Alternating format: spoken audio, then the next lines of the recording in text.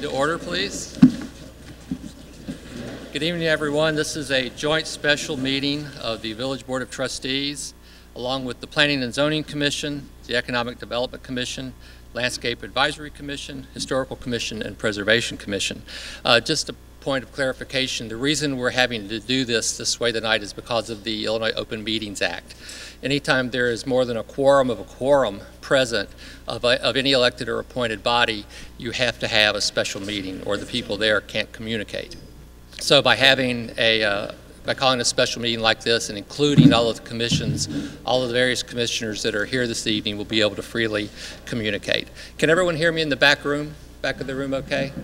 Okay, I'll try to be louder. It's kind of a cavernous room. We had to choose between either having amplification tonight or being able to record this for TV. So we opted for the recording so that people that couldn't see it here tonight can see it at home. So to begin with, I would ask our village clerk to please call the roll. President Sells. Here. Trustee Ballery. Here. Trustee Collins. Here. Trustee Foley. Here. Trustee Collins. Here. Trustee Sussman. Here. Village Manager Francis. Here. Village Attorney Village Attorney Mars. Here. Also present Village Clerk Haley, Community Development Director Abt. I think for record-keeping purposes, we need to have a record of which commission members are here this evening. If you just want to call by commission, Right. And then we can have the people in attendance stand up and give their name. All right. How about from Planning and Zoning Commission? Would you please rise?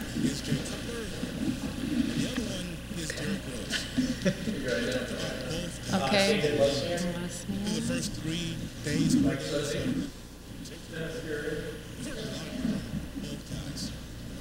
we've heard from Derek Rose with his comments about him focused From the Economic Development Commission.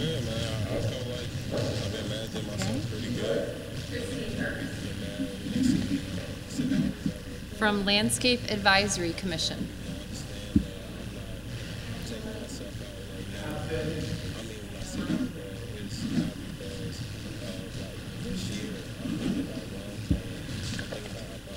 From the Historical Commission.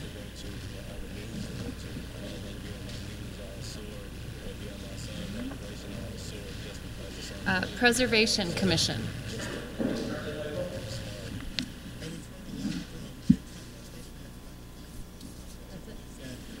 Rise for the pledge. I pledge allegiance to the flag of the United States of America and to the republic for which it stands, one nation, under God, indivisible, with liberty and justice for all.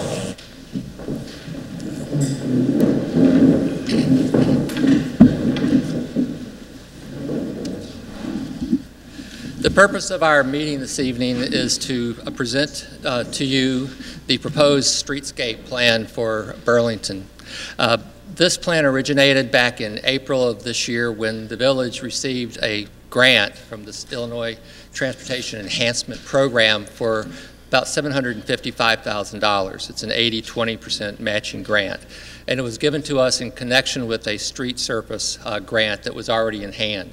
So next year we will be resurfacing Burlington all the way from Harlem to Long Common, and we will also be doing the streetscape plan that you're going to be looking at this evening.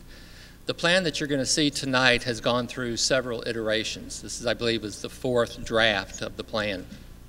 It has been carefully vetted by our advisory commissions as well as our businesses here in town. And when it came time to choose the design team, we looked around at various options and we chose Christopher Burke, our village engineer. And I just would like to make it clear that but for Christopher Burke, we never would have gotten the grant to begin with. It was quite a monumental effort early last year between our public works, our staff, and Christopher Burke that enabled us to get the application in time. And we were very fortunate in getting really in what I believe is probably the largest grant of its kind that the village has ever received. So that is our purpose here tonight. Here with us tonight from Christopher Burke are Doug Gotham and Orion Gailey, and I'm going to turn it over to them, and they are going to present a plan that I think you're going to be very pleased to see. Mr. Galey? Thank you all for coming tonight. We are very excited to share the unveiling of the East Burlington Streetscape project. As Ben had mentioned, we've gone through a number of iterations here.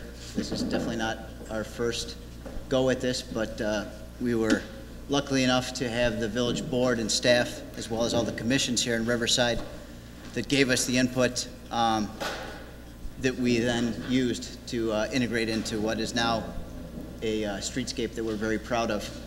It's something that I think is very elegant as well as unique to Riverside. I'm also here tonight joined by, I do not, can you not hear me? I'll speak up some more. I'm joined tonight. Yeah, why don't you stand up here? Stand up, that might help. Sure.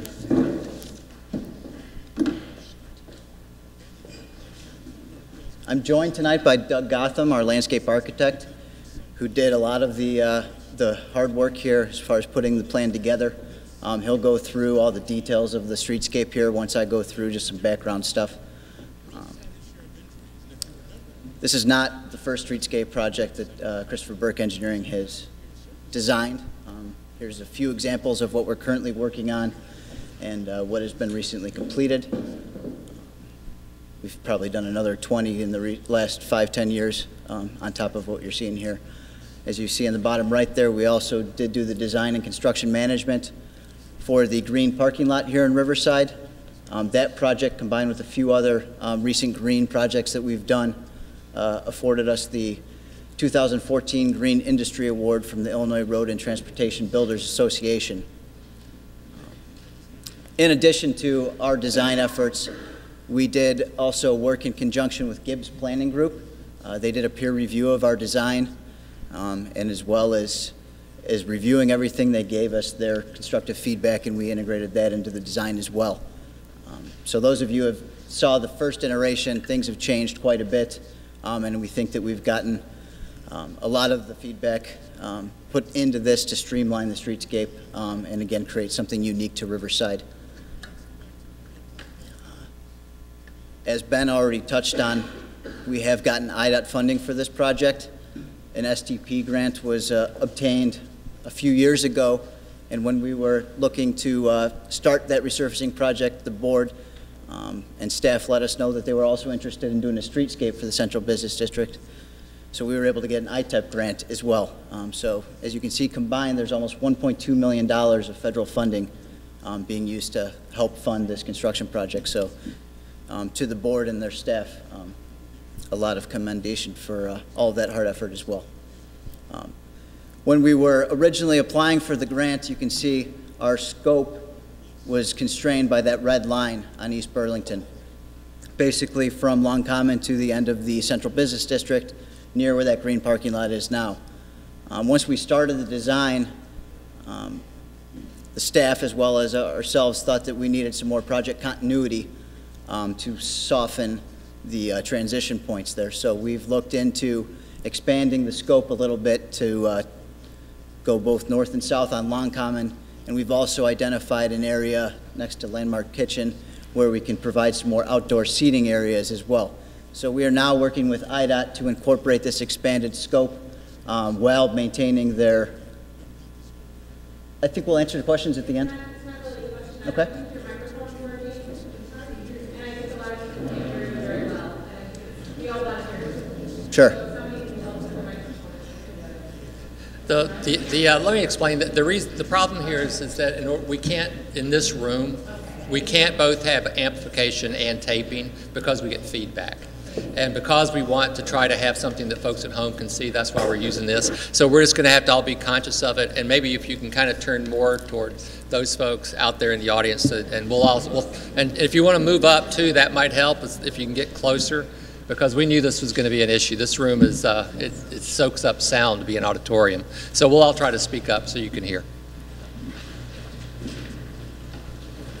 Sorry, I will try to speak up a little more here. So like I said, we are now integrating some of the other portions of East Burlington to help soften that transition and provide some project continuity. And like I said, we are working with IDOT now to incorporate that into our scope while still maintaining the original budget that we presented to them. Why are we doing this streetscape? Well, I've got some existing condition pictures here that we have. There are some shortfalls to what is out there right now that we're hoping to remedy and improve with our streetscape project. There are some areas where you have on-grade planting that is difficult to maintain. During the winter, you have salts going into there, damaging the soil conditions as well as those plants. Also watering of those. Currently, the Village Public Works has to go and water those areas. We're looking to remedy that through our design. Just due to the age of the surfaces over there, you do have some uneven surfaces, some worn appearance, as well as some restricted space down on the south side near Long Common. And there's also some landscape that we feel screens some of the business fronts that we're also trying to take care of as part of this design. So with that, our project goals are to reflect the unique and elegant design of the elements of the community of here in Riverside. Our goal is to put in part of the organic nature that is Riverside into the planting materials as well as the planters that we're putting out here, as well as to touch on some of the historic architecture that you have in Riverside, be it the water tower, the arcade building, and the library, integrating some of those materials as well as color schemes into our plan.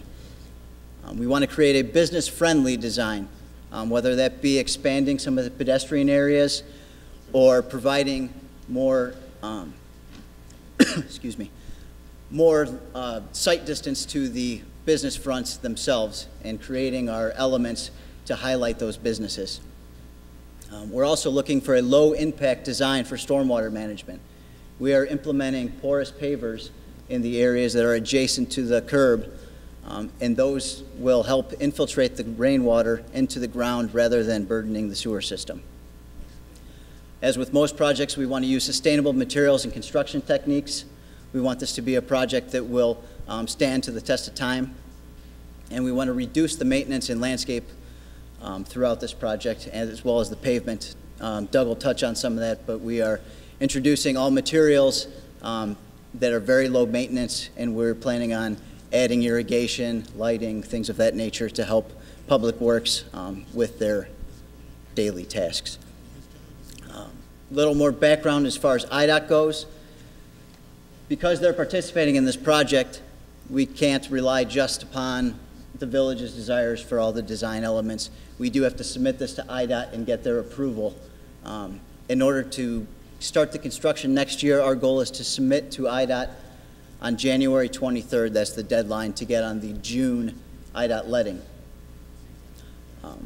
With that, we would then be starting construction in August of next year. And once construction starts, we'll be working with all of the business owners and staging the construction in order to accommodate those businesses throughout construction.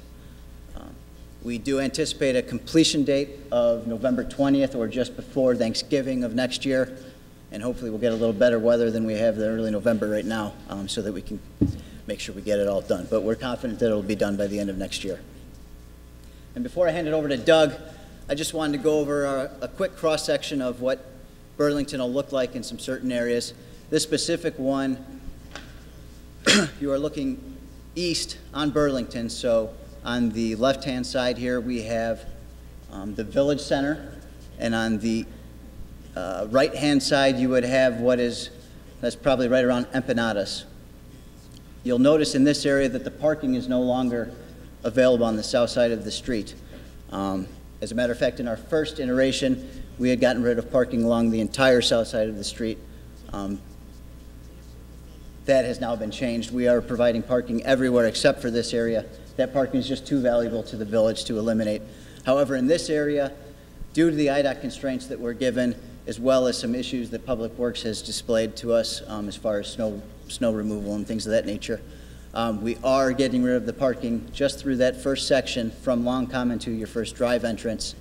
We're going to be able to accommodate the pedestrian walkway through there, as well as accommodate some stuff for Public Works. Aside from that, we cannot put that parking in and submit it to IDOT anyways because of the width of the street there. is too narrow to provide a parking space on both sides of the street as well as the turn lane and 2 through lanes. So even if we did try to keep that in there, IDOT would come back to us and say, you know, we've got to figure something out there. And that would more or less mean we'd be slimming the parkway area even further. And we didn't really have any room on the south side of the street there. So with that, I'll give it to Doug, and he'll start getting to the nice part of this presentation. Thank you very much. Thank you, Orion. Thanks for everyone coming out. I know that it's turned cold and miserable out there, and I know I didn't want to come out tonight, but one of the things I wanted to touch on in this particular slide, in this cross-section, that I'll emphasize as we go along, and you'll see the color renderings, but it's to illustrate what we're trying to do with the pavers. We wanted to create a uniform look throughout the downtown area, so we looked at the various pavers, and of course we have the green parking lot that we have at the very far east end of this project scope as an example of what we can do with a porous pavement material that we also, you know, the village also received a grant through, not only a green infrastructure grant. And what that does is it allows the stormwater to perk through the pavement and reduce runoff. And as a part of this grant application, we looked at trying to incorporate that same concept. Now, recognizing the issues with porous paving, you know, we've been doing porous paving at Christopher Burke Engineering for many years. We designed the porous pavement parking lot at the Morton Arboretum many years ago, and that's still holding up quite well. But in this situation, we wanted to introduce that into the downtown streetscape area, but did not want to create a difficulty in traveling, walking across something like that where we had wide gaps between the materials. So what you see here is we're trying to introduce, in streetscape parlance, we're putting the porous paving in the furniture zone, where the benches and the planters and elements of that nature would be occurring, the trees and such. So we can infiltrate down into the ground, the stormwater running off the street or the sidewalks. Against the buildings in the pedestrian zone, we would have a very similar pavement. It would look identical, but it wouldn't have the porosity. The water would run across its surface and then enter the porous paving before it gets to the back of curb. So that's what that's showing you there, where the planters are. That's where we would have the porous paving, and then the walk zones is where we would have the decorative paving. This is the overall plan. I don't expect any of you to be able to see it or to understand it right here, right now, because it's quite large and it's quite detailed. But just to give you an overall concept, I don't know if you can see the laser pointer here, but this is Long Common on the far left side, and then our scope down here, the green parking lot, is actually right there. So that's the full scope. This is obviously the north side across the top and the south side across the bottom. And remember that Orion discussed enhancements or expansions to the concept to create continuity, and one of those was down here by Landmark. I'm trying to look for my pointer there. Right there, through that area, and then of course up and down Long Common. So we had a full continuity across there. And as you can see by that, we have all the parking stalls across the top, and this is the one space where we weren't able to preserve parking, as Orion just mentioned to all of you, and for safety reasons and for turning radius and traffic movement through that area. But we were able to, using these bump outs, preserve all this parking through here. And the bump outs actually, in this particular concept, provided us two functions, or actually three. One, it actually protects traffic, or the cars parked, so the traffic moves past them, and the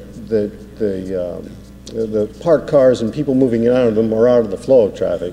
Two, and this is the main reason people do bump outs, this was the primary reason, was to shorten these distances for pedestrian movement. You know, in most downtown situations, and we do a lot of downtown or City of Chicago streetscape projects, and usually they're mid-block crossings, meaning crossings outside of the street corners is, you know, forbidden and not, you know, very much frowned upon. But in our community, we're a little bit more intimate in our nature of our downtown.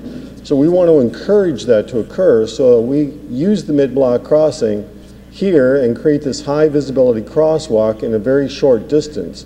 As opposed to coming from this point and going all the way to there, we use the bump outs to shorten that distance down, so you have that much safer movement. And then the third reason is we were able to, right now, if you know your downtown quite well, the fire hydrants are located all along the north side and in some inopportune areas that take away parking along those businesses.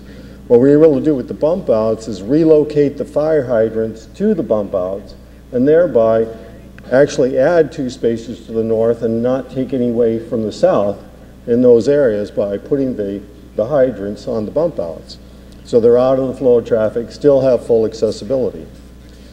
But that's the overall plan, and I just wanted to, what you can get from this that you'll also see later is the curvilinear aspect.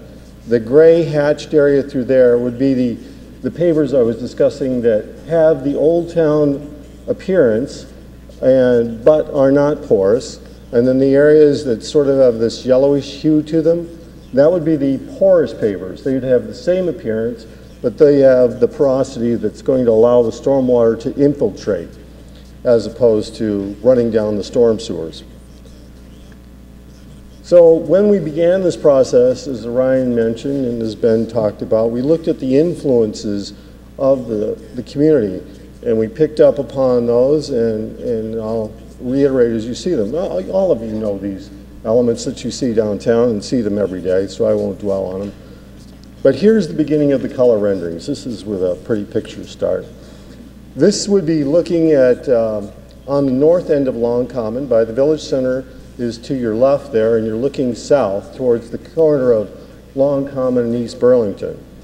We have a very wide avenue right there. Right now, there's a hedge of chokeberry that's going, or chokecherry there, chokeberry, going along the parking lot there with very few access points from the parking area into the Village Center.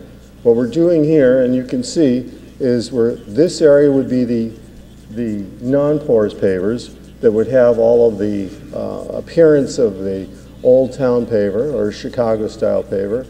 And then we have separate that by a colored ribbon that has a nice elegant curve to it that you can recognize throughout this community. And then that allows us to do these insets of porous pavers through those areas. And then these trees actually exist out there now. We would just incorporate those in grades. So we've organized this area. We've allowed for street furniture. We're allowing for the opportunity, if this business person would like to develop a restaurant, to have that space and capture it for outdoor dining, or it's just a straight thoroughfare. Here what we're looking at is elements that are distinctive to the community. As Orion showed you, I'm participating in a lot of streetscape projects throughout the Chicago and northeastern Illinois area. And a lot of times, if you've seen the downtown versions, we have a palette that you sort of see repeated often. The little wrought iron grate around the little raised planter that occurs, and trees that repeat down the side. But here what we want to do is create more of a feeling that is unique to your community. Use materials that are unique to your community, not repeat that's something that you can see in some other downtown.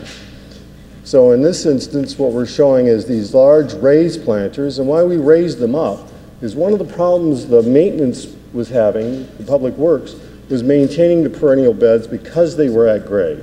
It's a very lovely look, but unfortunately they're not irrigated, and every year the snows and the salts would be dumped on those little low at-grade planters, causing the plants to suffer and making it difficult for them to maintain. What we want to do is raise those up, improve those soils. Now the plantings, or the perennial plantings, are a lot more visible. They're not at your heel level, they're more at your waist level. We are picking up on the cut stone appearance that you see on the library or across the street there by the water towers. And we're adding a little touch of masonry that you see, like you see at the buildings around town. And then it allows us to ping this up and get it nice and irrigated and always colorful and out of the way of the snow plow and the salt spray. We have created this little focal point right here at the corner. It's also a raised planter. It'll have these little columns on it, and you're welcome. We'll have a big plan up later, but we're actually picking up the details of the masonry that occur on the Kafka building right across the street. But you can see the ribbon that winds through here and creates that nice, elegant appearance. This is a view back. You saw this on the cover slide, but obviously the village center is on your left and the Kafka building's on your right, and you can see that we're blending this whole concept through. You know, I'm a landscape architect. I've been a landscape architect now for over 30 years. Obviously, when you go through college and become a landscape architect, you're taught Frederick Law Olmsted, you're taught Riverside, and we understand the nature of the curvilinear aspects and we try to create the views. Unfortunately, East Burlington is straight. So we only have a narrow area between the right-of-ways and a limited opportunity to create those aspects. But we did our best in trying to reiterate or bring that concept down into the paving level. And here you can see, this would be on the south side by the dry cleaner there, looking east. So you can see that nice, elegant ribbon going through, separating the two paving surfaces. And we're rather proud that, we could have gone off the shelf and created there's dozens of manufacturers throughout the United States that make raised planters for annuals. And you can just pick one. And of course, but we thought we'd go a little bit different and created this little planter here. This would be 42 inches across and 3 feet high. And I don't know if you notice the similarities. I see some heads nodding. But this would be a glazed tile around the top that would reflect the water tower. Of course, we have a buff colored brick and a little masonry bottom there. Now here is a good example of the bump outs and the crosswalks I was talking about. This would be a high visibility crosswalk, and it would literally look as you see right there. Where I'll touch on the type of materials a little bit further on, but you can see how that shortens the distance across there, making that a much more visible and a much more shorter crossing through there. And there again you can see the raised planters, the masonry with the brick detailing and the nice capstones, and that gets those perennials up off the ground. Here is down by the choo-choo, and you can see what we're trying to accommodate or be flexible to the business owners for whatever they want to do to come out into that zone and put the furniture. But we also have our own furnitures through there, and of course we'll do drinking fountains. We actually will be putting two in, one on the south side, one on the north. This one would be down by the choo-choo, and then the other one would be across the street by Riverside Foods. Of course, they would be fully accessible, ADA. And that's one of the other things. Now, Orion touched on this earlier by talking about how IDOT has an influence in this project because we're using quite a bit of their money. The other aspect that's not in this room that we have to design to is ADA. It's all a part of our life, it's a part of the public, and we have to be respectful and design to it. And one of the aspects is this is an ADA accessible fountain. The staff actually found one that's custom designed for the city of New York that occurs in Central Park. So we would have the bowl up here, and then it has a very elegant arch through there. And then recognizing today's nature, we have the doggy bowl at the bottom. Down here, this would be by Landmark Kitchens, the patio area that Orion touched on is the opportunity if that retailer wanted to move out or a new retailer wanted to come in and create a restaurant, we would have the opportunity for a dining area. And this one down here is Riverside Plumbing. The railroad tracks are right here. So we would clean up that corner. You can see the raised planters again. Create a raised planter here, and then incorporate the paving through that whole area. to create that whole uniform and continuity throughout the design. Now this is at the far eastern edge, looking west back. Orion chastised me because I didn't put the water tower in, but you know, I'm lazy. But you know, we're trying to select materials for their longevity and their quality. The materials that we're selecting for the brick paving will last our lifetimes. We want to pick out materials that add an aesthetic to downtown and complement the aesthetic that actually occurs in the community. But we also have to be aware of, whenever you do a public project, you know, I'm a landscape architect, as I mentioned, and when you do a garden is an amazing thing, because when you put it in this year, it'll be better next year. And the following year, it'll be even better. And you plan a garden for a generation, and it'll always improve. However, in civil engineering and architecture, things are static. They're the best when they're out there, when you do the ribbon cutting, and then after that, snow, you know, salt, plows, people's cars running over stuff, begin to deteriorate things. So when you've done this as long as I have, you know to pick materials that will endure and last and are durable, and that you don't have the public works people calling you saying, you know, you gave me a headache. You've picked us some bad stuff. And I tell you, if you're in a business like we are and you get too many of those calls, you don't get calls back. And we've done numerous projects for numerous communities because we pay attention to those aspects, because we don't want to cost you more money down the road. Here's an overall view looking east, sort of elevated up. This is one of the things I failed to touch on, but we have your lamps that throughout the design, and we're not touching any of those other than the 3 far down by the dry cleaner. We're actually realigning those, taking them off the face of the dry cleaner and putting them in that space that IDOT's making us take away. So now they'll all be in a nice row. But one of the aspects that we're enhancing with is we're having these little edges right through here.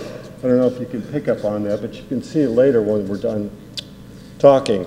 But it's the same detail that's on that focal point at Fourth, sorry, where we have the Village of Riverside, established 1875, coming off of there. And we're incorporating that into the lampposts. This will be on the far east end of the project, and we'll do it again at the beginning, right there at Long Common and East Burlington. I like this particular site, so I just throw it in there. It's just the welcoming appearance that you'll receive as you're coming from the east, headed into the downtown area. You have the transition from the traditional sidewalk now into our nice streetscape. Nope. This is the drinking fountain I talked to you about before. You can see that in the upper left. It has the bowl and it has the dog bowl at the bottom. The bench we're looking at doing, this would be with wrought iron legs and supports, but recycled material would be the slats. So it looks like wood, but it's actually recycled. And we like that better for a couple reasons. One, wood weathers and will quickly deteriorate in our climate. The recycled lumber, it will maintain that color indefinitely, and it's very hard to disfigure. You can put a marker on it and it'll wipe off. It's very hard to cut. And then there's the complementary bench. But you can see throughout all these are elements, they have that nice, elegant curve to them. We tried to keep that running through there. Of course, there will be the tree grates around some of the trees, and of course, the bike rack. Now, the trees. As much as possible, we want to preserve and keep as many of the existing trees down there. You'll look at the plan and you'll see, I've denoted in a symbol, that there are trees on the north side and on the south side that we're going to try to incorporate into the design and keep. I have to answer to Christopher Burke. Christopher Burke is on the board of the Morton Arboretum, and he chastises me every time any tree is taken down, and he's still catching hell on a project we did together 2 years ago. So we have a very keen respect, just out of professional, but also personal. This is the appearance of the brick. The porous pavers are on the left, and you can see the character will have that old town feeling, and then, but the gaps in between allow the infiltration of the stormwater. The same pavers will be on the pedestrian side against the buildings on the right, and you can see they look virtually the same. Then we're using the cut limestone, as we see often down here in downtown. And this is the high visibility crosswalk. It's a product that we've seen used, and we have used it on projects, so we know its durability. Most of the time when you think of asphalt and you see that traffic moving over, that color wears off. But this is literally a process where they construct the street, take that surface off, put in a layer that they then pattern in, and the layer, as you can probably see, it's a combination of adhesive binder, recycled glass, sand, and granite. So it'll have a bit of reflectivity to it, but it's a very, very thick layer. It's not paint, so it's not going to wear off. Even the manufacturer gives it a 5-year warranty, and I've seen it last up to 20. And then we talk about operation and maintenance. We're talking about the annual maintenance of the pavers, which we already have downtown on the green parking lot. So staff already knows how to maintain those. And then we'll talk about the annual maintenance of the landscape. Now that we've got the plants, the perennial plants up off the ground and irrigated, even the little planters, those little water tower type planters, those will be irrigated as well. But we'll have the routine maintenance of those, but it'll be a lot better because the soils won't be filled with salts. They have a greater depth, so they'll have a greater root zone establishment as opposed to being down there at the pavement level. But I mean, the maintenance will be as like any other maintenance for a garden, is that the perennials should be cut back and cleared off and cleaned up.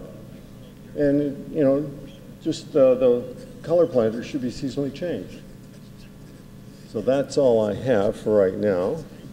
Shall we open this up to? Yeah, what we're going to do now, we have the overview that he showed up there earlier that we're going to put up over here against the wall. What we're going to do now is we can take some questions and comments, your impressions, while the designers are here, and then we'll just open up for public comment and what anybody would like to have to say. So is there anybody that has any comments or questions for our designers? Diane.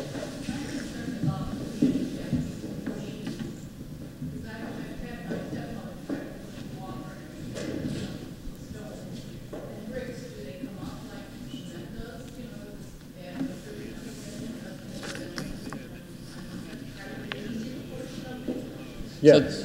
So everybody in the back can hear. The question is, what about the ADA accessibility with regard to the pavers?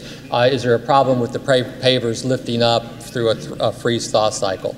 And is it going to be a uniform surface for things like wheelchairs and walkers? Yes. To answer that question, yes. Especially in the pedestrian zone. We're actually infilling the joints with a polymeric sand so that we don't have a shift or a movement or a heave in that area. So the surface will have a uniform appearance all the way across it and a uniform surface to walk across. Because like I said, we have to be cognizant of ADA. We're using public funds. It's just the thing to do these days. So it's the correct thing to do. Yeah. So we wouldn't use that particular paver if we couldn't do that. The comments?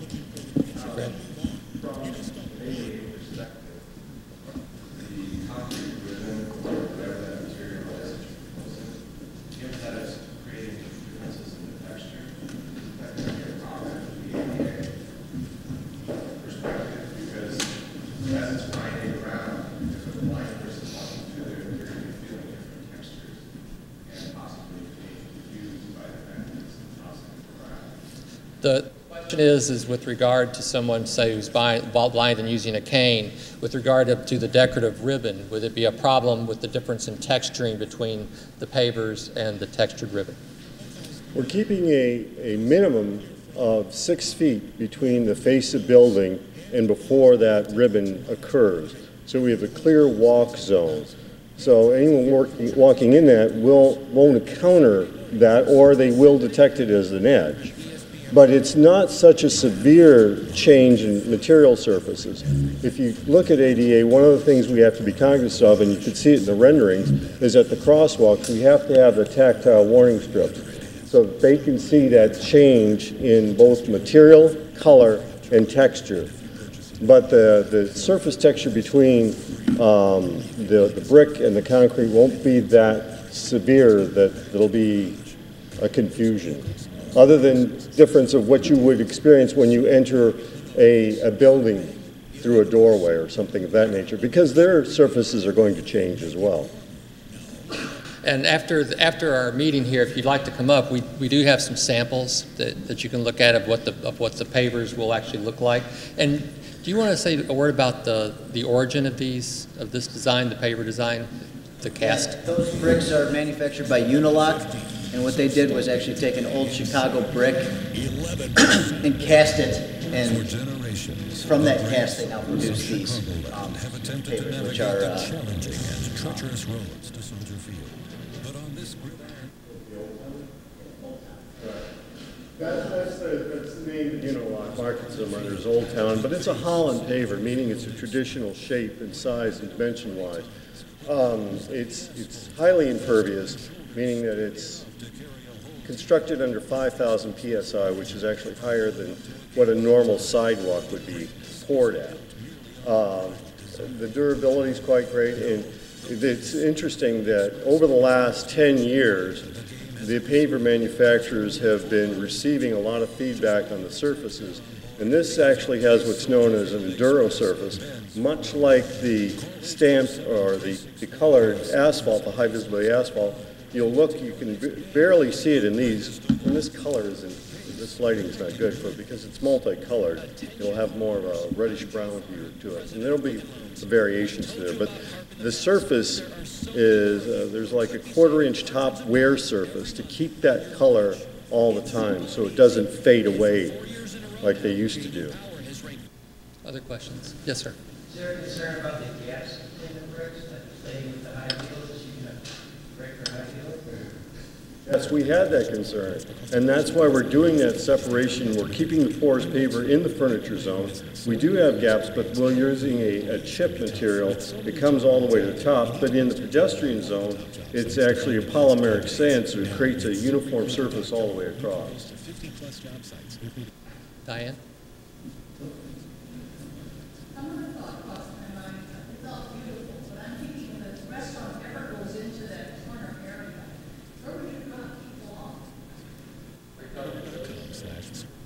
Area?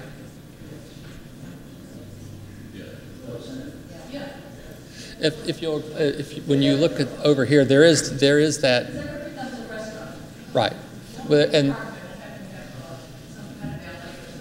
well, I suspect that is what would happen to be a valet, but you know it's.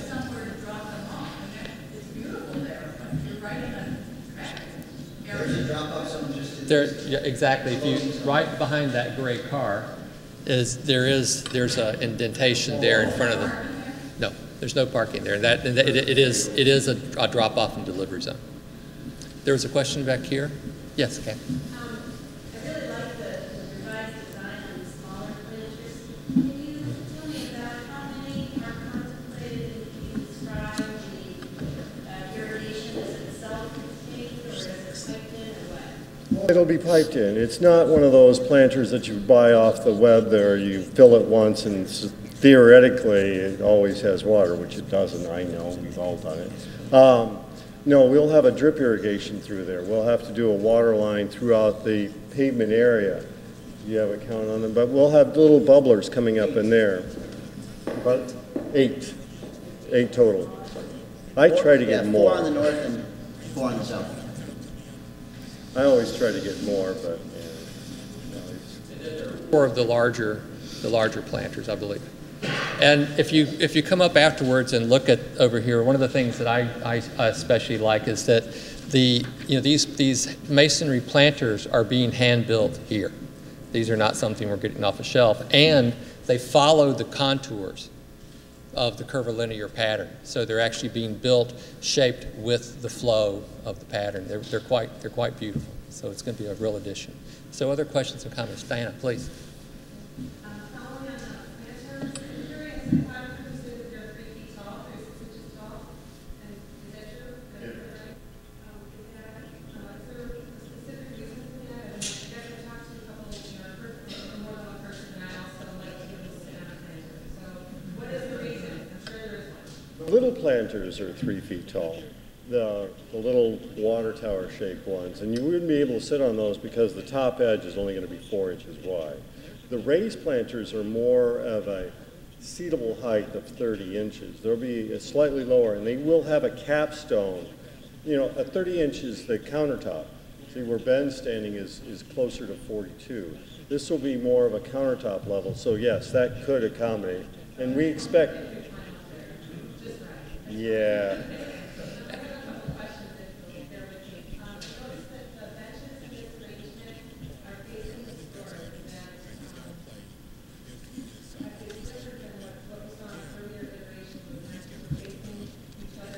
There are some of those that are facing each other, and where I have room, I like to create that alcove, that conversation aspect where people, it's interesting when you watch the interaction of people, and I do because I do these streetscapes design and see how people use them.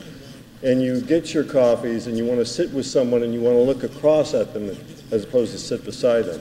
So where we had the opportunities, I did tip the benches in with the light in between those. I actually even looked to see if I could actually put a coffee table in there, but I couldn't find the room. But yes, it was intentional that the ones on the south side, they're parallel and they face back to the buildings, because somebody coming out of Diana's would have their snack and they're going to sit there, and I'd rather them face the sidewalk and see the people going by than to face the traffic. I'm not a fan of watching. Back to the first iteration, if you recall, we got rid of the parking as well, so that parkway area is wider, affording him to make those skate. At least 3. What? Yes.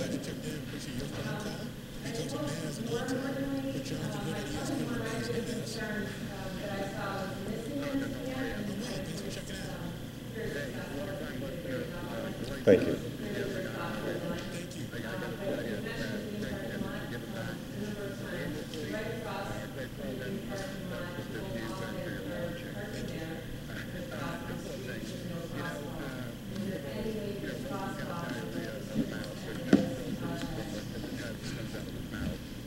Right down here.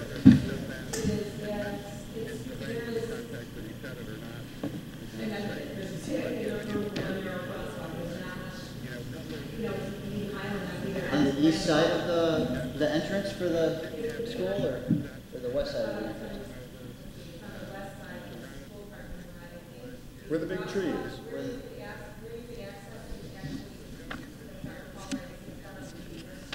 Yeah. We can consider it. I don't see it. I think that's a good suggestion. Yeah, with the school right there, that's good. And I should just mention too, with regard to the trees and the plants, the idea are in the large planters, those will be perennial beds. So we'll be able to hopefully recycle and reuse a lot of the existing plants that we have grown up over the last several years with Riverside Springs ahead. And then the smaller planters that are more like the well houses, those would be annual planters. So we're going to be able to combine those. And we'll be working with the Landscape Advisory Commission and with our village forester in terms of plant and tree selection. Charlie, please. I've noticed that that alleyway that's next to Grant Diana, you also addressed that in your design. Can you speak a little bit about that? That right now is an open question. We originally, when we first had the first iteration of the plan, it was our impression that the village owned that alleyway. As it turns out, we don't. It's owned 50-50 by the buildings on either side, so we're going to have to speak with those owners first to see whether we can have an easement to do work there. If we are allowed to do it, the idea would be to carry the pavers through that alleyway, and also have, you can see the little black dots up here, we'd have staggered poles, much like at the kitchen end, where we could have lighting there. But until we determine that with the building owners, we might not be able to do it. Other questions? Yes, sir, please. What is the net change on parking spaces? We lose one spot because we lose 3 by empanadas, but we pick up 2 by relocating the hydrants. And the other thing with regard to that, going back to the question about the alleyway, one of the longer term goals would be when we have a vibrant and thriving downtown and we need all this parking, we could then convert that alleyway into an entry point into our downtown and convert what is now parking for employees behind the buildings down here into parking for customers and consumers. So they'd be able to park down there and then walk through that alley as an entry point into the downtown. Other questions? Yes, please, in the back. What about the bicycle ramps?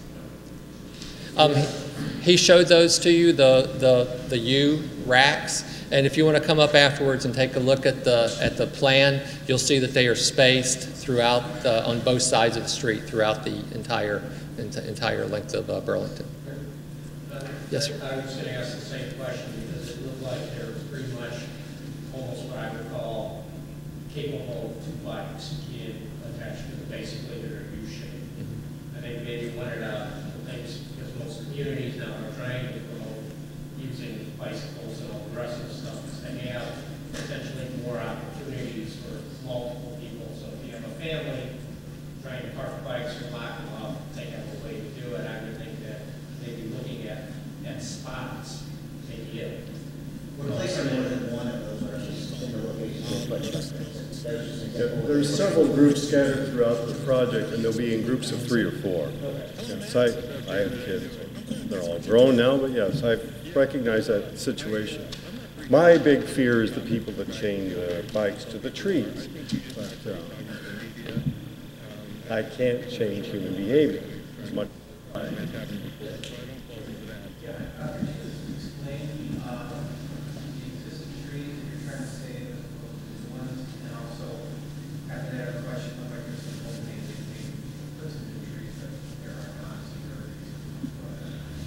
That's an interesting. These 2 will be saved. Several of these, you'll see them better. In fact, these 3 right across here will be saved. This guy's a new guy. The one immediately next to him is saved. All of these across here, including the big one down by the potential crosswalk, are saved. These 2 end ones are saved. These 2 guys are new. In fact, all 4 of these. Well, actually, all 6 of these along here are new. And we're trying to see what we can do about these right through here. As for adding, I am always welcome to add more trees. Where I always run into an obstacle in doing that is from the business owners. I can show them studies, and in fact, we were vetted by Mr. Gibbs that looked through our plan to look at business owners, and he can show studies where trees increase business. But try to convince the business owners that you're going to plant a tree in front of their window, that increases their business, is always a difficult thing to do. So I tried to do my best to create a compromise, add trees, and unfortunately I think we had ash on the south side that are all since been taken out. But to add trees to that area, and frankly I'd like to add more, it's just trying to respect the business community and what they see as a deterrent and what I see as an enhancement. You know, if we can, we'll. So when folks come up to look at the plan, so the rough circles are the existing trees? Circles are new. So the rougher circled trees, when you look at the plan, are new, and then the simple plain circle are existing. So you'll be able to see that better when you come up and look at the plan. Did you have something else, sir, that you wanted to? No, that was all. Rick? I was just wondering, are they still planning on putting lighting at the planters, or We're talking about putting lighting, uplighting in the large raised planters because we have the ability in there to bring that up and uplight the trees. So yes, in that regard. The little annual planters, we're still toying to see how we can incorporate some lighting to there. I'd like to do it. It's just a matter of working out the technology and the opportunity. I'd love to see that top ring glow, but we're still working on it.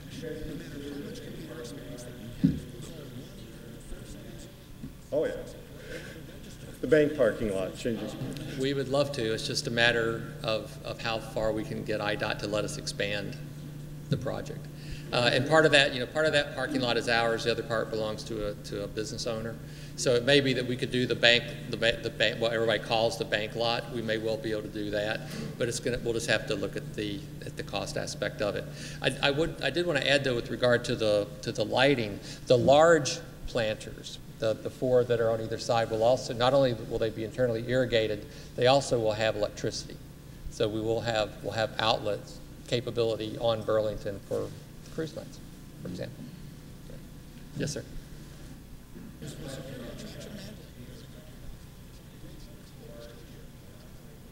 Yeah. Yes, and we're using that on some of my streetscape projects now. The challenge with clay pavers in northeastern Illinois is getting them to set, some of the concerns was uneven surfaces.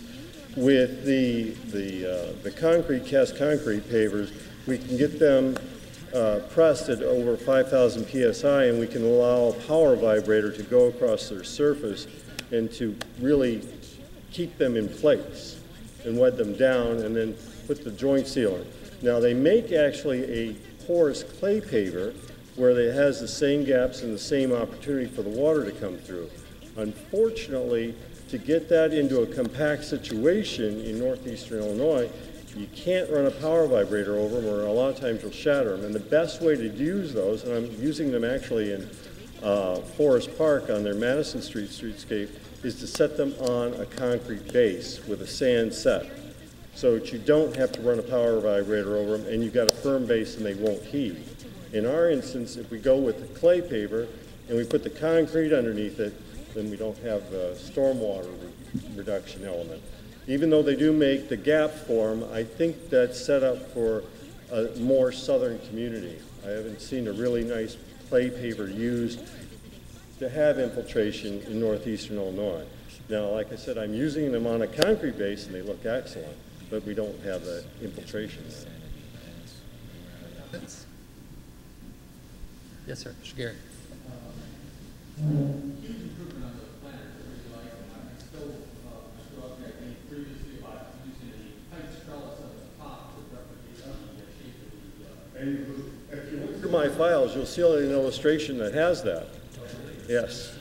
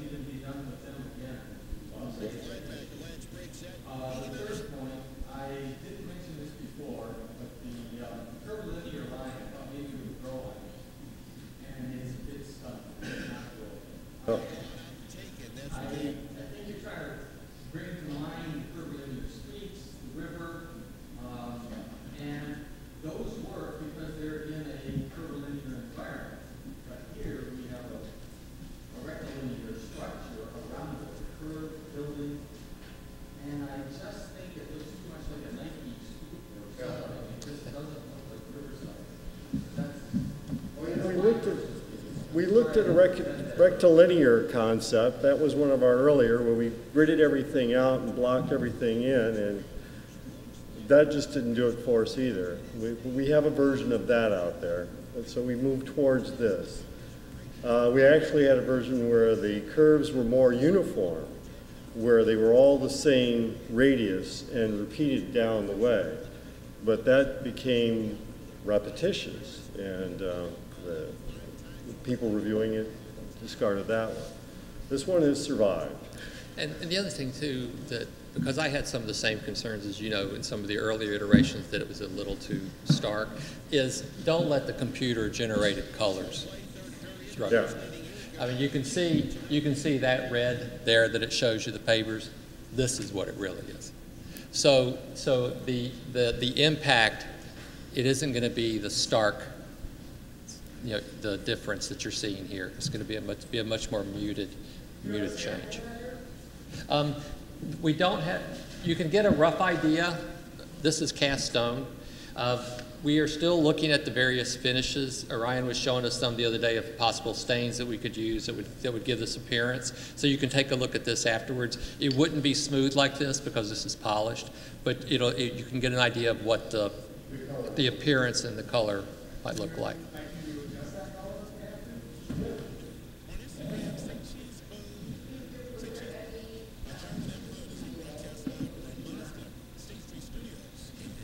Well, we looked at various surfaces throughout the process. We arrived at the clay or the brick look because that evoked more of the look that we were trying to achieve.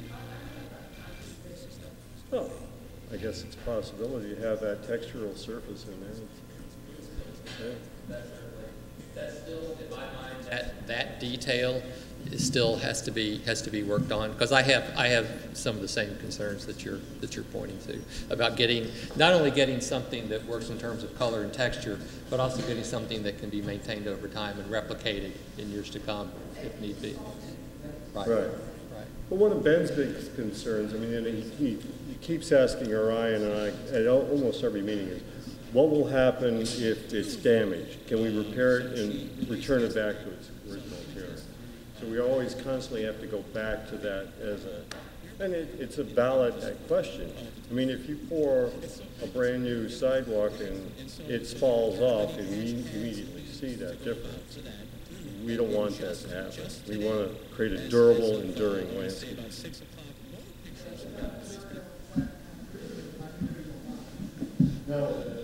It would probably be a concrete that we would color too, or texture, as we're talking about now. Regular colored concrete and then sealed with a sealant that has a color in it, like a flex in it. Although we're still betting on what color and what sealant, even if we're going to use that still.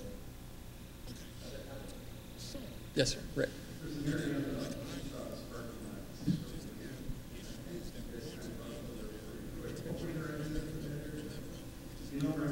Are you talking about on the end past the kitchen? Yeah, there's that section there that now, to be charitable, has landscaping in it. Really, what it has is weeds and ash trees. That would be coming out. All those, because those are ash trees anyway, they would have to come out anyway. So the idea then is to simplify. One of the repeated themes I hope you've heard tonight is we're trying to drive down our maintenance cost. We're trying to make this easier on public works to take care of. Hence the internal irrigation, the electricity outlets, things like that. And same thing down here. That has been a perennial, pardon the pun, problem at that end to try to keep clean. It's just overgrown and it's a mess. So this would allow, not only, imagine this as the entry point into town on a nice summer night, you know, with the lights on and people sitting out there dining. And so it cleans it up. Right now, the parking spaces that are there are 20 feet long. We're thinking about pulling those back a couple feet because you only need the 18 feet for parking. So we could gain another 2 feet there for this outdoor kind of piazza kind of place for people to gather. Yeah. What we see is tables and chairs, an actual sitting area, legitimate. Yeah, the cruise nights. There you go. There you go. They're going to love it. Other comments? Eric.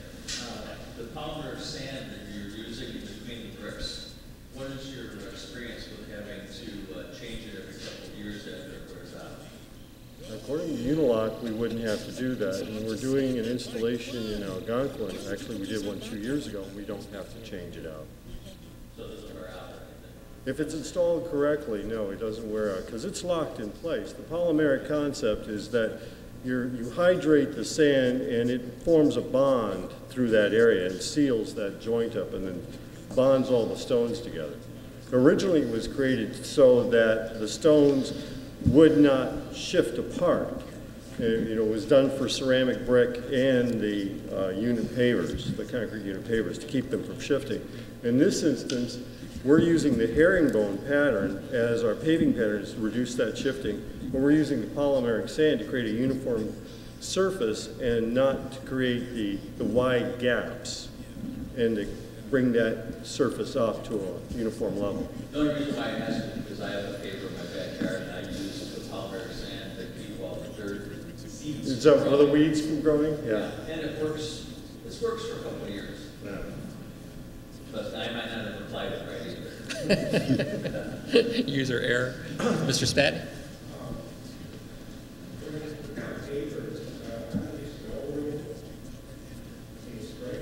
Yes.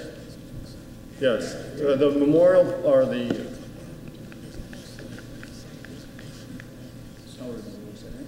right. Yeah, so on the annual maintenance for pavers, operation and maintenance that we have already supplied the village with, you can plow with truck-mounted blades with shoes or power brooms, snow blowers, or manual shovels. So yes, you can. You just need to make sure you're not using a metal blade that can crack that stuff up. What's that?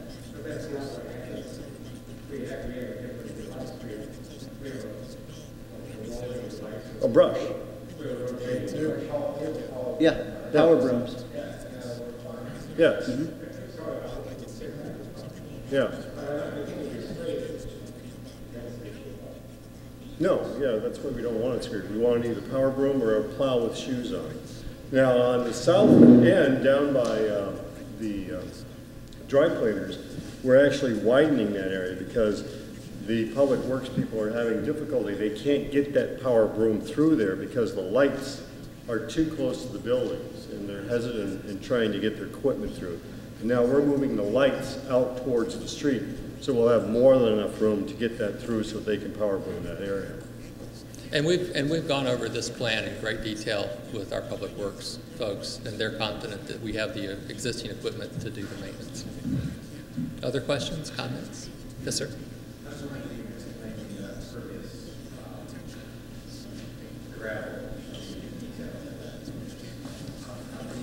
They fill the voids in the brick. You're talking about the sub-base. Yeah, sub-base and heavy rain, happened the last couple of years, crazy. Mm-hmm. That fills up, percolating the curves of the storm, or is it actually hydrants on the ground? We'd have to do some soil borings to see what sort of material we're dealing with, as far as how much water can infiltrate into that ground.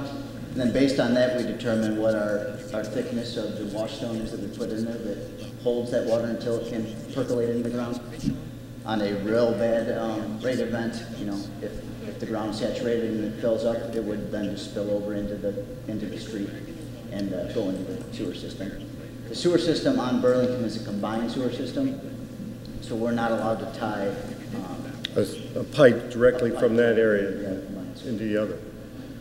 Now with porous paving, we'll create a subgrade deeper in that earlier section than you would in normal paving. In normal pedestrian paving, we'll probably be going 8-inch, and we'll be using a stone that you can compact to a high density so we can have a uniform appearance or surface that doesn't heave over seasonally.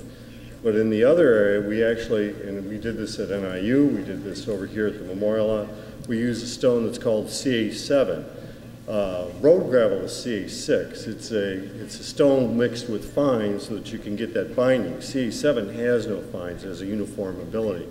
There's also a new stone on the market called Vulcan 221, I think, where it also has that uniform appearance or uniform size, and that'll give us a void space.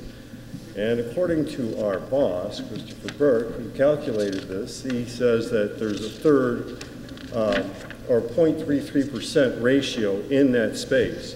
So literally we can calculate Because, you know, we're not dumping this water down between the bricks into a void. We're dumping it into stone, and that stone has a space or a volume. So we only have a limited number of opportunities. So it's not 100%. We have to figure 0.33%. So we can actually calculate the runoff off the street or the other sidewalk and figure out what our volume will be. In fact, we have a whole third floor that's devoted to doing stuff like that. So they can tell us how big that space needs to be under that brick to store the amount of water that we need to store. And it would be designed for probably a 10-year storm, not a like 100-year 100 years after, right. So in a large rain event, you know, it's probably going to overtop a little bit. Other comments? Yes. I got one, but it's a little PowerPoint. Let's see. Let's wait till let's see if everybody else is finished first. Thank you. I wanted to figure out two things. I was wondering if these papers match the existing lot at all, because I can see that the dark ones don't. I was wondering if the other ones don't seem. They're not a match. That's the same brick that you'll see on But not both color. the porous and impervious. But not color that you see on the green lot, no. No, I'm referring to those. Oh, yes. Yeah, so it's not the same color as the green line. I guess, you know, we've had some discussion on this about introducing, you know, making the palette broader and broader.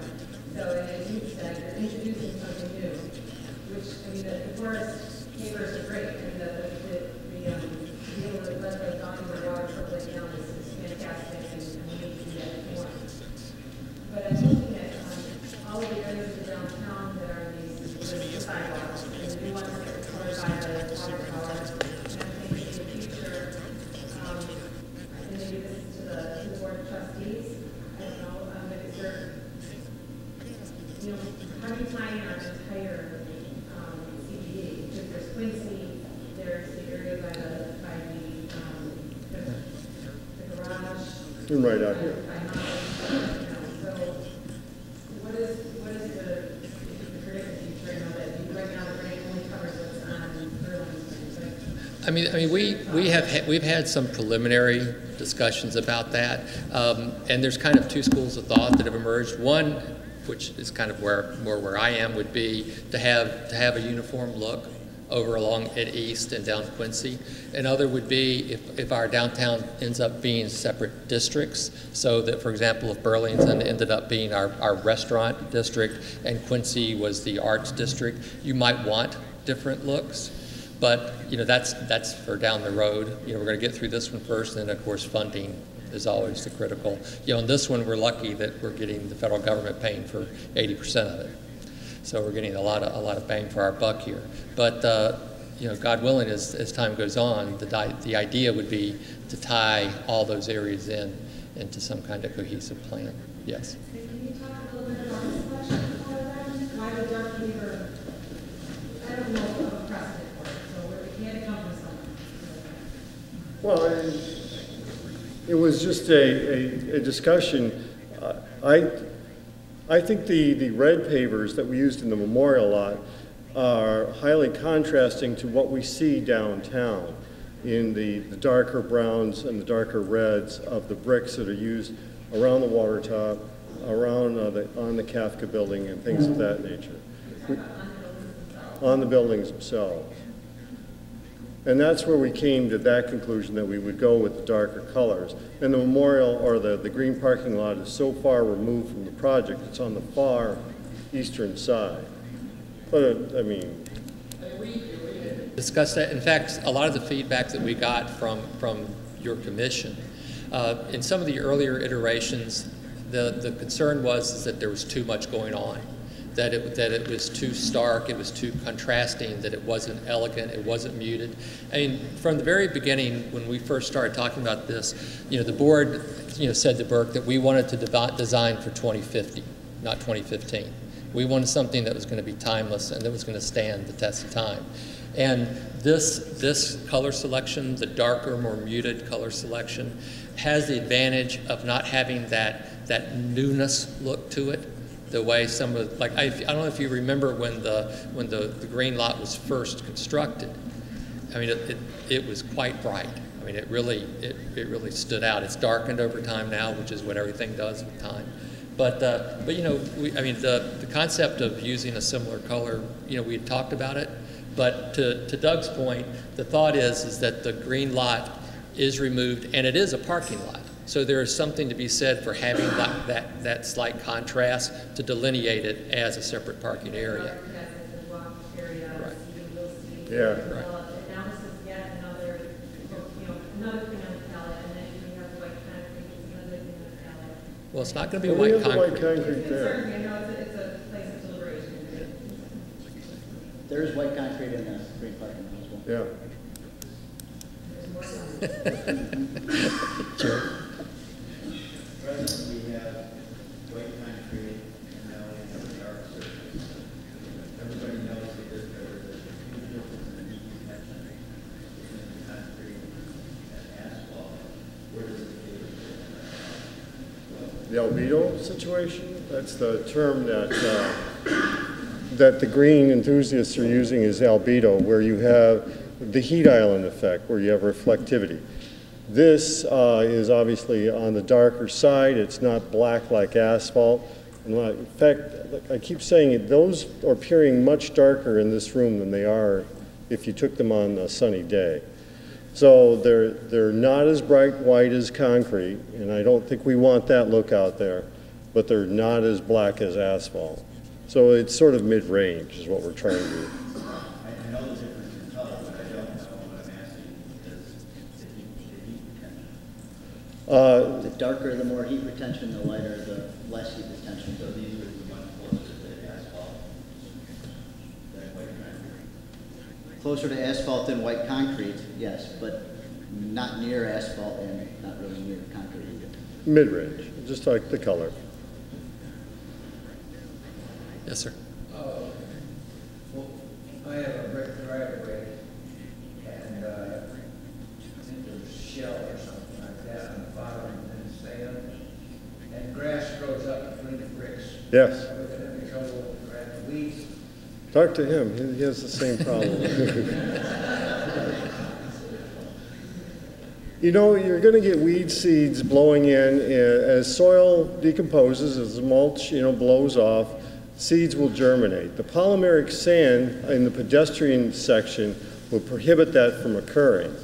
For it occurring in any crack that we have in any joint, I can't guarantee that it won't, but it won't look like an old brick sidewalk where it's all coming out. That won't happen, no. Although in the green lot, which is now 2 years old, there isn't any at this point. Yeah. Further comments, questions? Yes, sir. Has any signage been taken into consideration, like more attractive signage for parking, or is that a completely separate issue? The staff keeps bringing it up. However, under our funding, it's not a part of the project, though as a part of the city's or the village's aspect, they're considering it and they're looking into placement. That will be part of the project. It's just that the signage is not part of the grant. So we're not able to put it onto the plan like that. But they are considering. But we are going to have the wayfinding signage and parking signage and things like that. We wanted to wait for the street resurfacing so that when we do the street resurfacing all the way down, because a lot of that signage will have to go closer to Harlem anyway to direct people in. But that will be part of the overall plan. Other comments, questions? Well, thanks everyone for coming out on this cold night. You want a board? Please, anything from... I just had Mr. a Lupfer, few did you still want to questions. do this after seeing this iteration? Okay, Mr. Lupfer had some comments he wanted to make. I wanted to ask a few questions though first. Do you want to do that first? Yeah, okay, I think let's have I the think trustees weigh in first, and then... Because these are just specific things, nothing big. One, I see the plan. I'm not seeing any trees in front of Riverside Foods, if I'm reading the plan right. Correct. What happens? Those trees get removed and not replaced? Yeah. Why? Well, we had discussions with Riverside Foods, and they sort of would rather have the higher visibility of no trees. Personally, I would try to, and I think you saw in previous plans I had trees in. Are those trees can they not be saved? Is the choice replace them or not? Or can they be saved as is? Can we build around them? That's an opportunity that we could explore to a certain extent. I think we have to, in my own opinion. Those are very, very nice trees, at least to a non-landscape architect. But okay, so that was one. Then the second question I had was why the I forget the term you use for the crosswalks. Why not the pavers? Well, the best answer to that is when you know, we're trying to keep the materials to a minimum. And probably Orion can answer this more as a civil engineering aspect. But when you would have asphalt, then we would have a concrete retaining edge to hold the pavers, and then we would have the pavers. And yeah, so prior experience I have installed brick pavers through crosswalks, is you'll have those three transition points of three different materials. The asphalt compaction that you're getting in that area typically doesn't happen quite as well as you would like it to, and you'll start getting some raveling at that area. And at least in my experience, the pavers that we've had in those areas have gotten chipped up and settled and things like that too, even when we did put a concrete base under those. So from a pure maintenance aspect, we felt like this would be a lot easier on public works in the village as far as maintaining those crosswalks.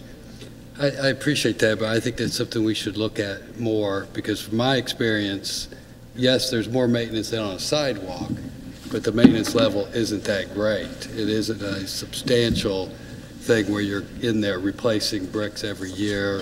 Well, it's not just the bricks, it's the asphalt. Right. You'll start seeing deterioration, at least I have, within a couple of years. What my observation is that the concrete and the asphalt will have a heave between the two. Yep. And the snowplows will come and they'll break off that edge to that concrete. And that appearance always looks nasty to me. Either that or what will happen is the second time they'll have a problem with the grind and relay or a future overlay, and now the asphalt is on top of that concrete.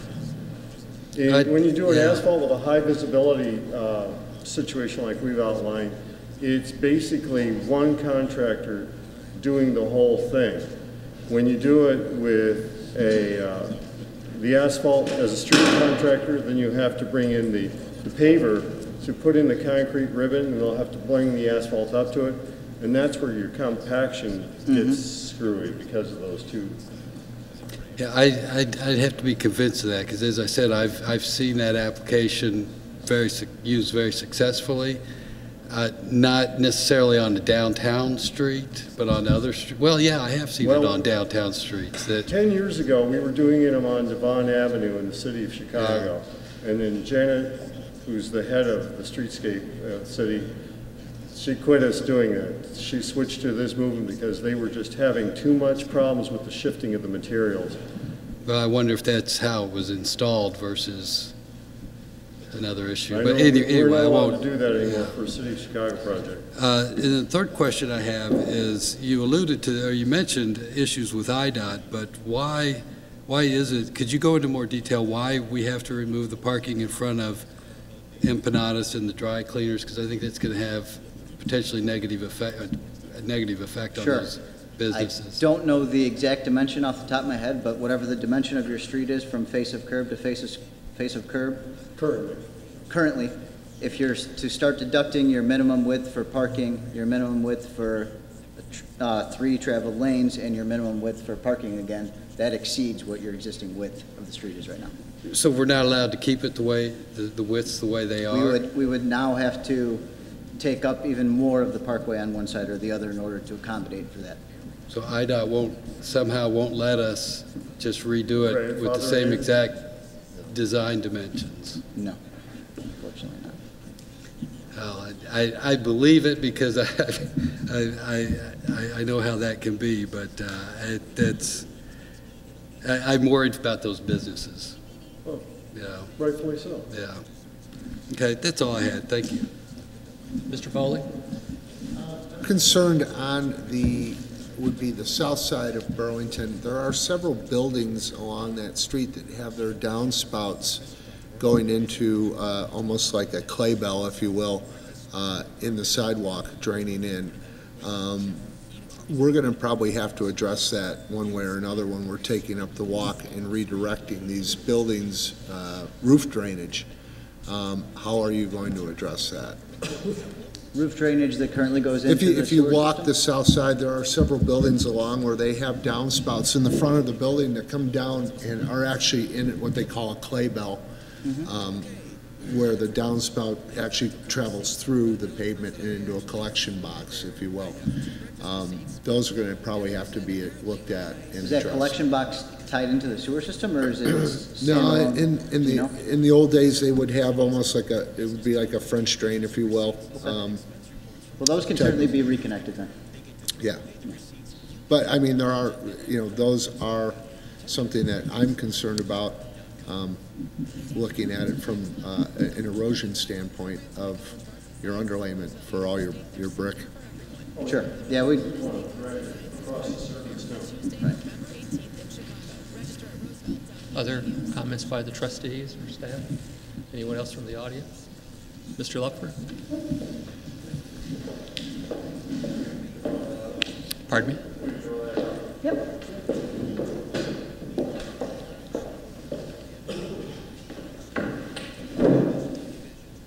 I'm Tom Lupfer, for those of you who don't know me.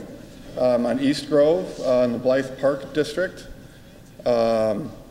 Those are my bona fides. I am a landscape professional for 20 years.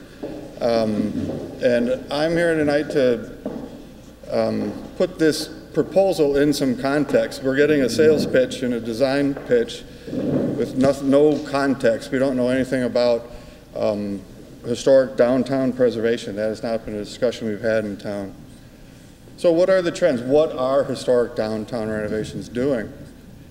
The number one rule is keep it simple. Don't make the landscape compete with the buildings. Number two is natural material choice. Stay away from clay pavers, stay away from stamped concrete. Precast concrete is a no-no. Do not put large obstructions. You don't want eye-catching design elements. You don't want to be looking at the ground. That's distracting from your downtown business district. And you definitely don't want to remove parking. 60% of our parking gone in the first iteration was shocking, but now we're only removing one, so that's a very good improvement. And then, of course, Olmsted has to have his opinion. He says no permanent structures in the public space. Raised planters are permanent structures. Highlight views and vistas. This design appears to me to be obstructing those views and vistas. And technically, curvilinear and no straight lines is a shallow reading of Olmsted. It's actually follow the contours of the land. So the no straight lines is a layman's interpretation of what he's talking about, but it's not necessarily technically correct. You really should, Olmsted says nothing should draw attention to itself. You don't want a big magnolia tree in the middle of a park. And you don't want annual planters in your downtown business district. And of course, native plant selection. I am not a native guy. I believe in the right plant, right place. But he would suggest that planters with annualism would not go well, especially ones with petunias. I know we all know about the petunia wars here in town. Material choice is everything in a downtown business district. It's not a residential setting. So you don't use the stamped concrete. The alternative to that is an aggregate material. You don't use the concrete bricks because they fade. In 10 years, you're taking them out.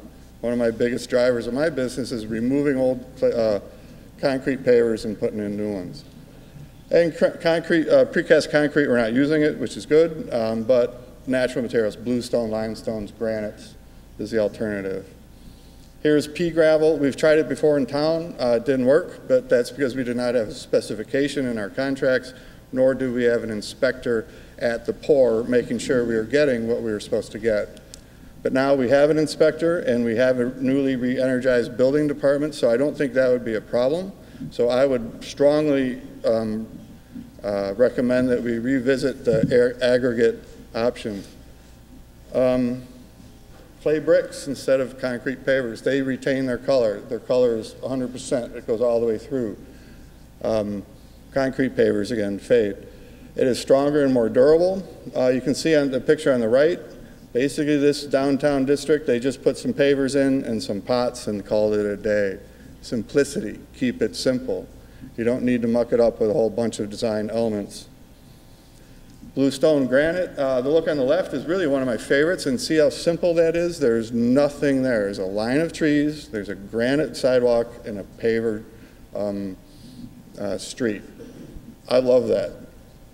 Our modern, that's real more European, so our modern American interpretation is the one on the right.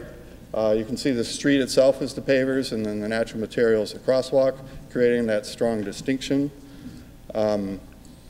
Planter ideas, we don't need raised planters. Flush planters are, of course, a maintenance issue. I might suggest that if the board would give the Public Works a little more time, they could maintain those gardens.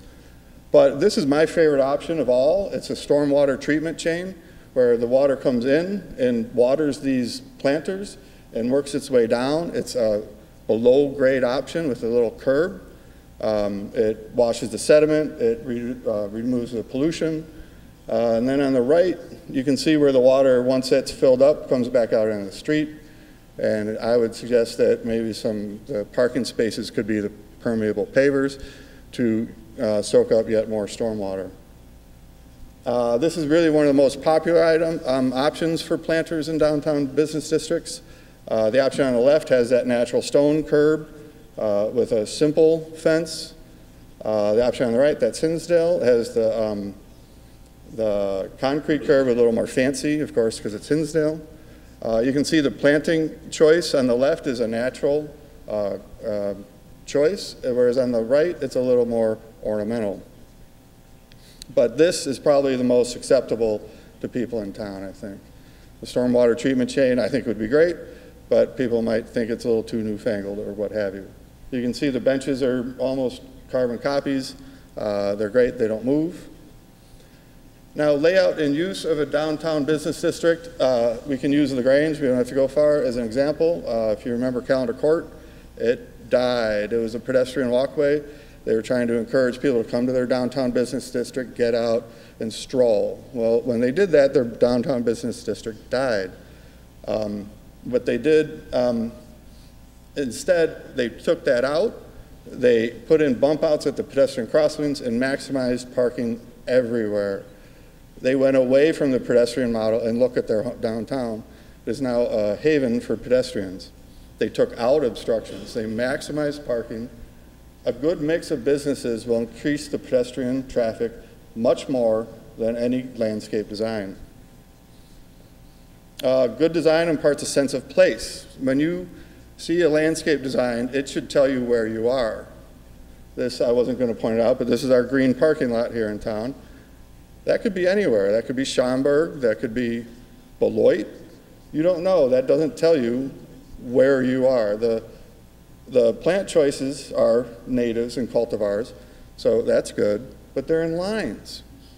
Okay, the superficial understanding of Olmsted is no lines, yet we have lines. On the right, we have pavers with 18 different patterns on it. It's confusing.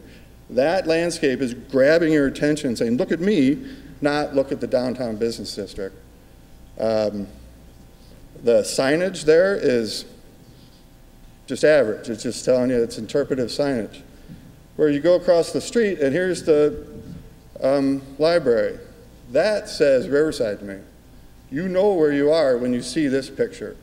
It's not Schaumburg. You can see the sign here. It's perfect. The best thing in this picture to me is the sign and the light.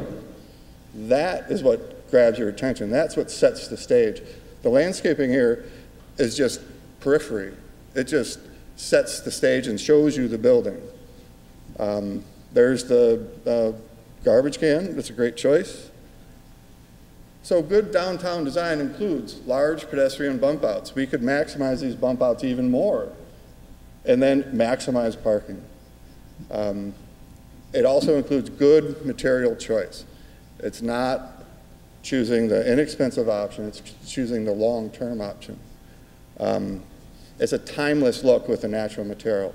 These manufactured materials look like they were manufactured from 1980 till now. Before that, there was no such thing. Don't compete with the buildings. A good downtown landscape design should not compete for your attention. It should set the stage. It's a frame. It's not the issue. Above all, keep it simple. I didn't add the last word to that, but keep it simple. I don't think this design meets this criteria. It is a lot better than the first iteration, but it still is a long way from what I feel we need in this town. So I recommend we follow President Sell's advice and take our time. It's still a work in process. This is in the landmark. We don't feel any pressure to rush this. We shouldn't. It's not a January 15th deadline. If it takes another year to plan it, it takes another year to plan it. I say we take another year to plan this and do it right. And then we have to be careful we don't get something that's a fad. A lot of the elements that we've seen tonight are fads. They're obviously now. It's not a timeless design. It is, oh look, raised planters with some lights and interpretation and irrigation. So tonight, the reason I put all this together, it took me a little while, if you can't imagine, is I think we need to slow down and form a select committee of people in the village to issue a request for proposals and get 3 or 4 or 5 other designs to compare and contrast to this design. This is the only design we've seen. I want to see 3 or 4. When you buy a car, you don't go to one car dealer and say, give me a car. You pick and choose. You watch the commercials.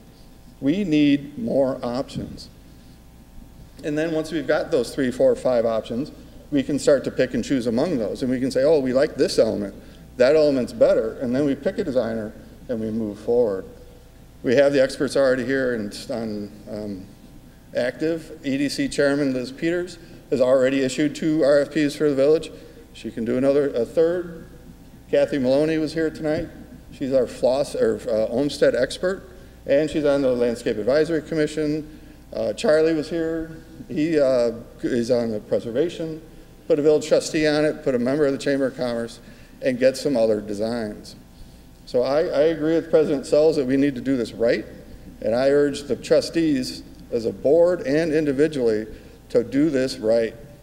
Get a board together, get more bids together, and then have them submit their design along with the others. This is too important for us to leave to just one design. Thank you, thank you. Thank you, Ms. Lepper. So are there any other comments? So what we're going to do, we're going to technically adjourn the meeting now. But you're welcome to stay around. Orion and Doug are going to be here, and you can come up and take a look at the materials, take a look at the streetscape up close, and we'll be glad to answer any questions you might have at that time. So having said that, I would ask for a motion to adjourn. Motion by Ms. Sussman, second by Ms. Collins. Please call the roll. Trustee Sussman. Aye. Trustee Pollak. Aye. Trustee Ballard. Trustee Collins. Aye. Trustee Foley. Aye. Meeting is adjourned.